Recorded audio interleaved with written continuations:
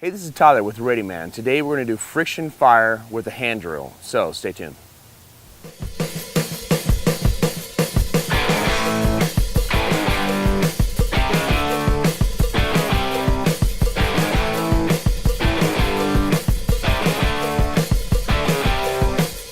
So let's talk about the hand drill. The hand drill is probably one of the simplest yet most complicated fire starting methods that is available.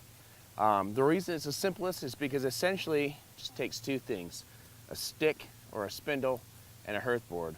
The reason it's most complicated is because it requires some skill in sensing what amount of pressure to push, how fast to go, how to correctly pick all of the appropriate components. So let's cover that. Since it's made of two things, the first thing people are going to ask is, what do you use? What plants, what materials do you use to make the hand drill? Well, that depends on where on the planet that you're at. So what I've done is a little bit of research to try and find out what's the easiest plant to identify in order for you to make a hand drill. Now, the spindle portion, or this top that you're going to grind on here, the stick essentially, that is best made in most situations by a pithy plant. When I say pith, that's P-I-T-H. What that essentially means is a plant like the mullein stalk has some, it's kind of like sponge that grows up the dead center of it. That's called pith. Now, because of that, it gives it specific characteristics. Mullein being one of the most prolific plants in North America that I know of to make a spindle from is my #1 suggestion. There's other plants that work better. There's other plants that may be more accessible in your area, but mullein, if you can understand, or if you can look that up, is going to be the best thing to find. Now, I usually hate telling people a specific plant name. I prefer to tell them the characteristics, because it's not entirely impossible for you to find some strange plant in your area and start a fire with it. So if the plant has the characteristic of it's about the diameter of a pencil, long and tall, the taller the better, and it has pith in the middle, or P-I-T-H, that spongy stuff, it will probably work as a good hand drill, assuming that it's strong enough. Now, mullein is a biannual plant. What that means is the first year that it makes a plant, it makes this small little fluffy leafed plant that comes out. The second year, it has this really tall spine up the middle that you can strip the leaves away and make a spindle from. Now, the best mullein stalk is dead mullein stalk that's been dead 1 year. The way that you know that it's been dead 1 year is the outer skin on the stalk is brown and not gray. Once it turns gray, it's about 2 years and you start to have cracking problems. Now, you can use a green mullein stalk. Earlier today, I harvested this specific green mullein stalk, and it's still very wet and still kind of bendable. If you have fire and you're trying to prepare for future fire, you can use fire to fire harden this stalk. If you don't have fire, you can leave it out in the sun on a very flat spot until the sun bakes it. Just make sure that you roll it over, and after about 1 good day of sun baking, your spindle should be good if you're in the desert. If you're in a overcast area, you don't have as much sun, it's going to take more time to dry it out. So essentially what will happen is you'll come up with two types of spindles. This is a very short version of it, but there's the 1-year-old dead stuff that you harvest while it's hard already, and then there's the green one.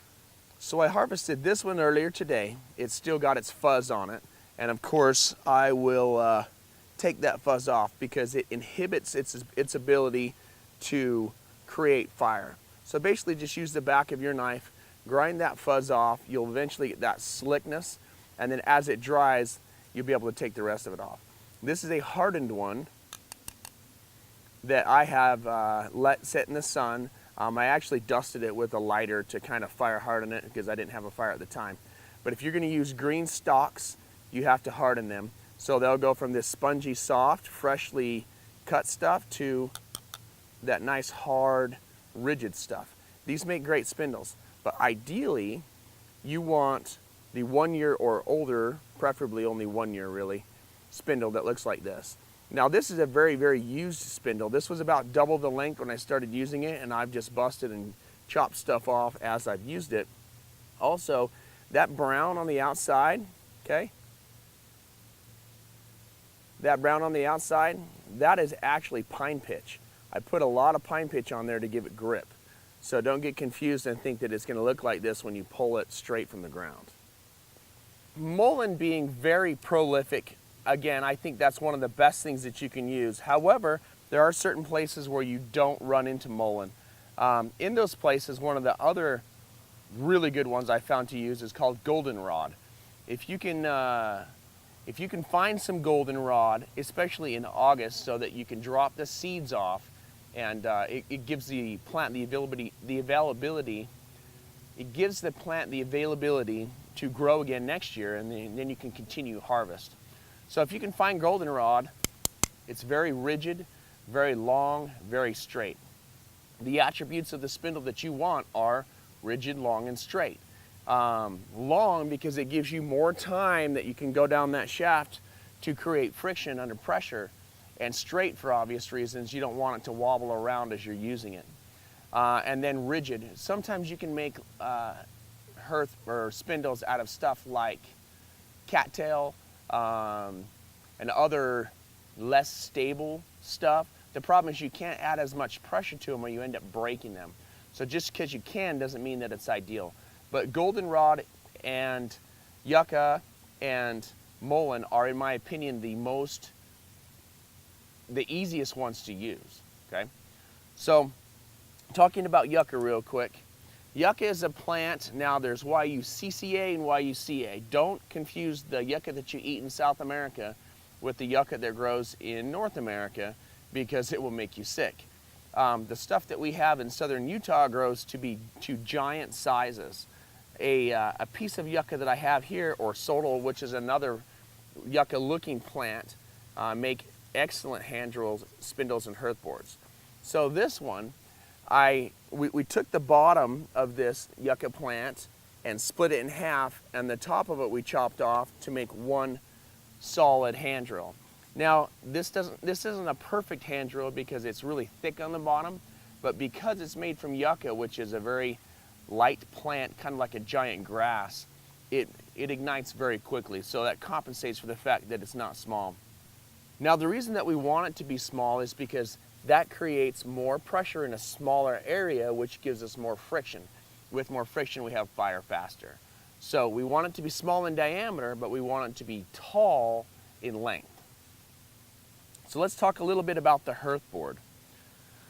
Some of the best hearth boards I've found are made out of a cottonwood tree root or dead standing cottonwood trees.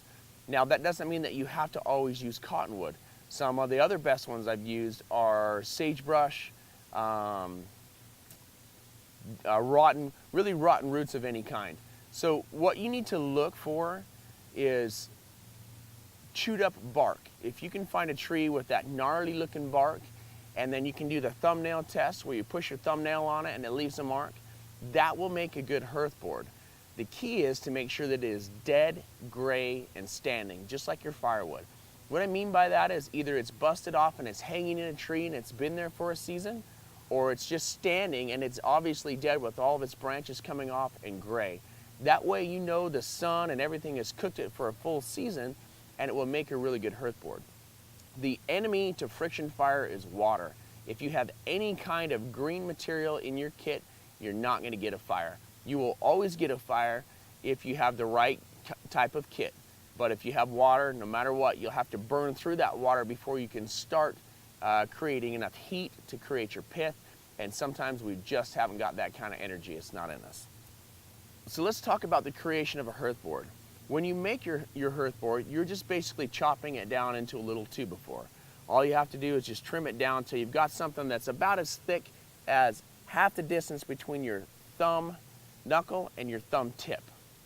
So that's just a basic measurement. Another way to look at it is a little bit thicker than the spindle that you're using. So if you've got a thin little spindle, then you'll know you'll need a thin little hearth board before you come up with pitch.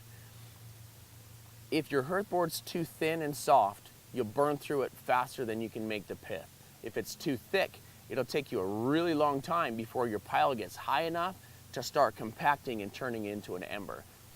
Okay. Whenever you're making a friction fire, always make sure that you have nesting material first. If you're just trying to bust a coal for practice, that's great. But if you bust a coal and you don't have a place to put it, you've just wasted all that time. So always make sure that you have a nest first. So let's talk a little bit about making a nest. Inside of a cottonwood tree, we have what's called the cambium layer. That's the stringy bark that's inside of the rigid bark and outside of the hardwood. So if I look at this right here, I have the rigid bark, I have the cambium layer, which is the stringy stuff, and then I have the hardwood. We want all of that stringy stuff without the rigid bark into a little ball. Okay? So there are plenty of different trees that can create this and plenty of different ways we can come up with nesting material. Right here I've got a ball of cotton from the cottonwood tree, which is also going to help. I can use sagebrush bark, I can use juniper bark, I can use cedar bark. There's a whole bunch of different things that I can use. All that it really matters is that it's stringy and dry. You can be creative with this, get a hold of grass, whatever it is that you choose to use, and get yourself a nice large bundle of material. So what I like to do is take the finest material that I've found, roll it up in my hands, get it super fine like that, and then I'm going to wrap it in a larger bundle so that it will kind of hold it for me. So I've basically gone like this. Now that little guy right there should be plenty enough to take fire. Now with this, I'll end up wrapping and tucking some sort of a fiber or a vine or something just so that it will hold it like that. When you're starting out as a beginner, you need this 2 or 3 times bigger. For now, I'm not going to waste my material because this is all that I know that I will need. So now that I've got my nest material, I can start working on the techniques behind running the hand drill. With this nest material, I'm going to keep it kind of close so that I can transfer my ember from the hearth board over to the nest material. Normally you want to keep your stuff off the ground. Today it's dry enough. The problem is that your kit will absorb water from the ground and that will make it harder. Again, your enemy is water, so you want to keep them as dry as possible. So the next thing I need is a big leaf to hold my ember while I transfer it over to my nest. Now a lot of times I'll use a wood chip. I don't have any wood chips left over because of the kits that I have here. And if you don't have a wood chip, a big leaf is great.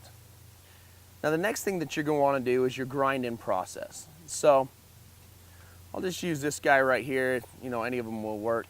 And I'm going to use a piece of the goldenrod that we have. A friend of mine shipped me this. This actually doesn't grow locally.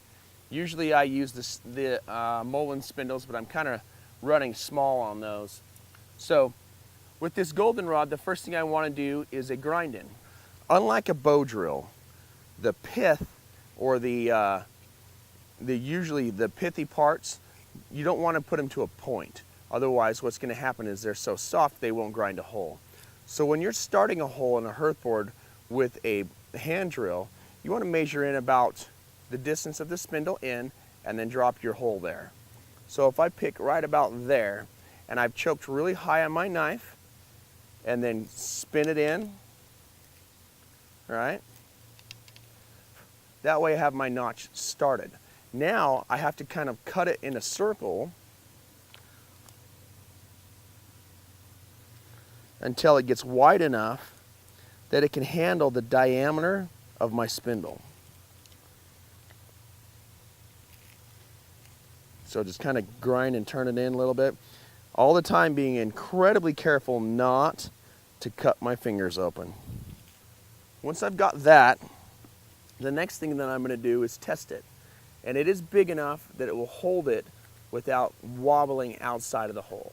So with a good downward pressure on here, I should be able to get that burned in. Once I burn in, then I'll cut my notch and start my coal process. Now, just like anything else, it's all about the technique. And in this case, the technique is this. I like to float my hand on top for a while before pushing the downward pressure to create the coal. The reason I do that is that floating gives me the ability to warm up my kit. You're basically looking at this like a marathon. You don't start out sprinting, you start out jogging. Once you get to the point where the hearth board is warm enough, then you can start to sprint and bust that coal. But for now, I'm still doing my burning process. So I'm gonna get a nice big spread on my legs like this. My right leg is back so that I have clear working space, and I kind of tilt my left knee in a little bit, which gives me the ability to put pressure down and not run into my knee with my shoulder. In order to do the floating technique, my right hand is up, my left hand is down. They slide, my left hand is up, my right hand is down, and it slides. Now I'm exaggerating this because it'll be a slight movement when I actually apply it. But in order to learn, you need to understand that if you have your right hand up, left hand down, your hand will slide up the stick. Then left hand up, right hand down, your hand slides up the stick. What this does is it gives you the ability to use, to stay on the top until you warm it up. The other thing I need to do is I have a straight knife hand. Okay, you military soldiers, you know what I'm talking about here. Nice straight knife hand. This gives me the ability to use the back of my hand all the way to the tip. Now, you don't see it, but essentially my spindle will run down these two fingers, down my hand, and down the palm, down the base of the palm. So it basically goes right here to here. That is the longest portion of your hand. The reason you want to use the longest portion of your hand is because that gives me the most efficiency in the stroke. All right? So let's warm this guy up. The last thing before I forget it, any watches or rings or anything that's going to get in the way, take them off of your hands. If you have rings on, it goes click, click, click, click, click, click. Doesn't work. So I'll get this nice and warmed up.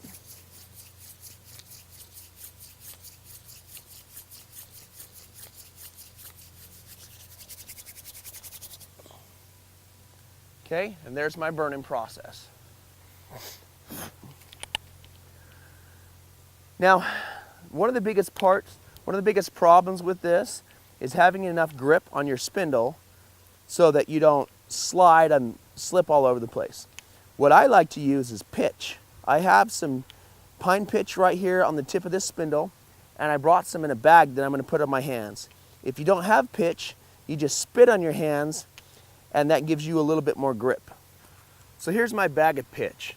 If you don't have pitch in a bag, all you have to do is just find a pine tree, rub that spindle against that pine tree sap, put it on your hands, and you're good to go. So with this one, I grabbed it earlier so that I can show you guys. Here's a little ball of pitch.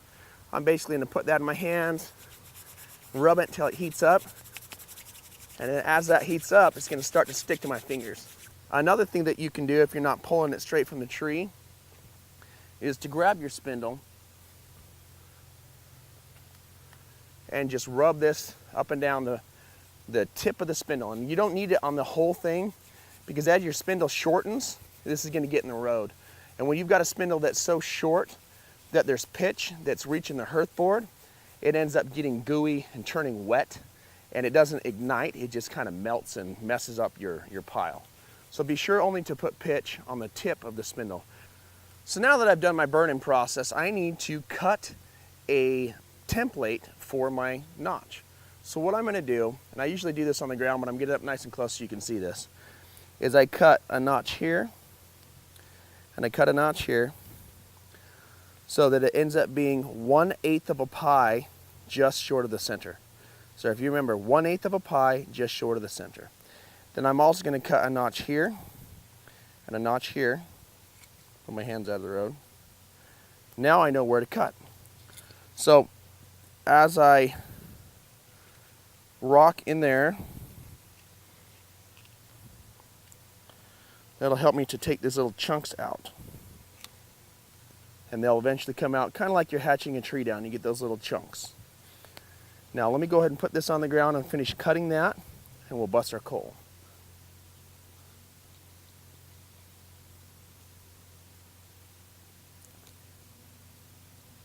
So now that I have my notch cut, again, it's 1/8 of a pie just short of the center. I don't want to go right up to the dead center of that hole, or it gives me a much higher probability that I break these little wings off as I'm using it. The last thing that I need to do is I'm grabbing the bottom of this.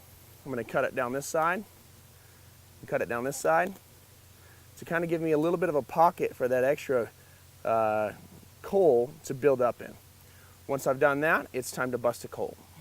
I'm going to put my green leaf down so I've got a spot for it. I have my nest nice and close. I'm going to put this puppy down on top of it, and I'm going to face the coal towards me so that I can see when it starts to create smoke. You're going to see a lot of smoke. You don't stop because you see the smoke. You stop because you see the coal pile on the bottom smoking. Mine has a tendency to roll smoke from the bottom.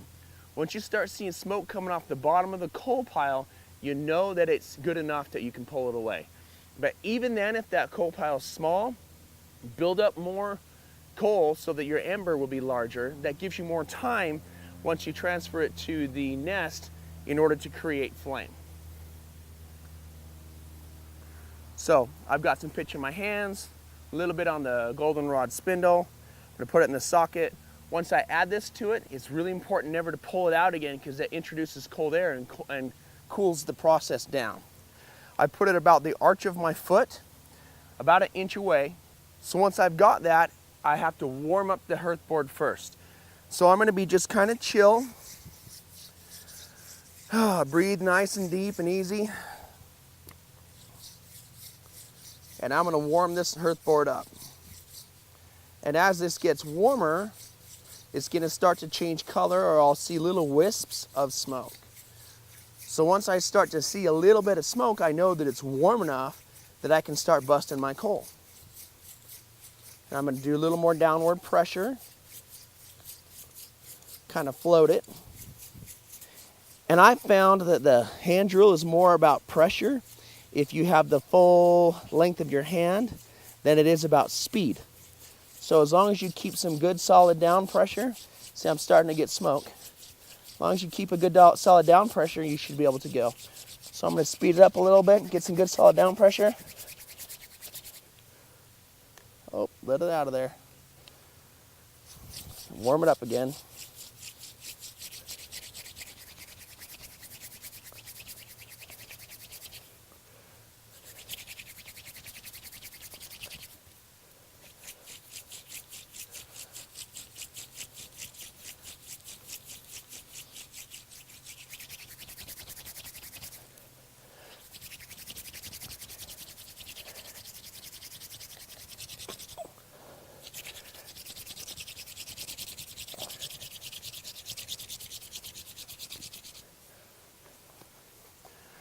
Now that I busted the coal, I'm going to pump the spindle up and down in the hearth board to introduce oxygen.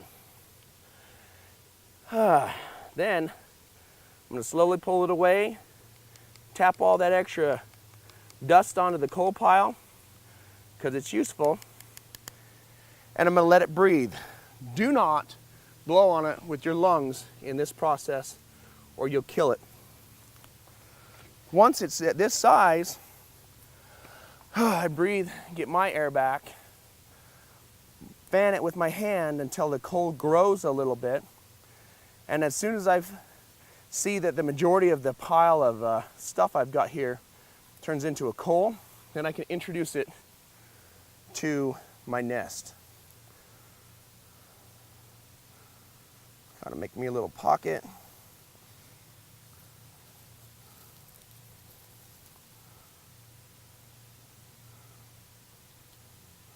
So once I've introduced it to the nest, my friend Mikhail, who taught me this portion of it, always likes to say, you treat it like a baby squirrel.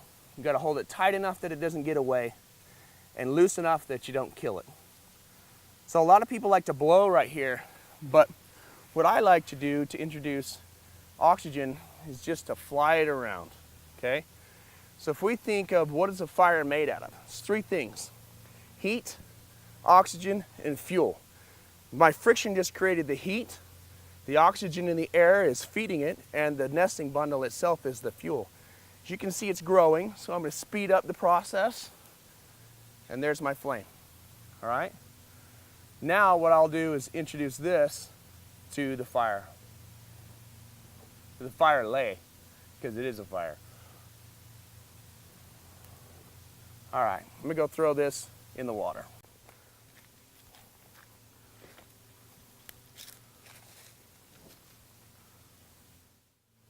So a quick recap on that. Find plants with pith that are dead by a season, or cut them green and dry them out. Plants include mullein, yucca, goldenrod, so many other plants that I can't name them all. But the key is that they are tall, thin, and rigid. So make sure you can find plants like that for your spindle. For your hearth board, you want soft plants, soft trees, soft material that gives you the ability to grind through quicker. You want it to be as dry as possible, sun-baked as much as possible, standing dead and gray. Ideally, the roots of a lot of plants work very well. One of my favorite hearth boards, and the one that I just used, is the root of a cottonwood tree that I got from down in the desert. All right, guys, hope this has been valuable to you. Thank you for watching.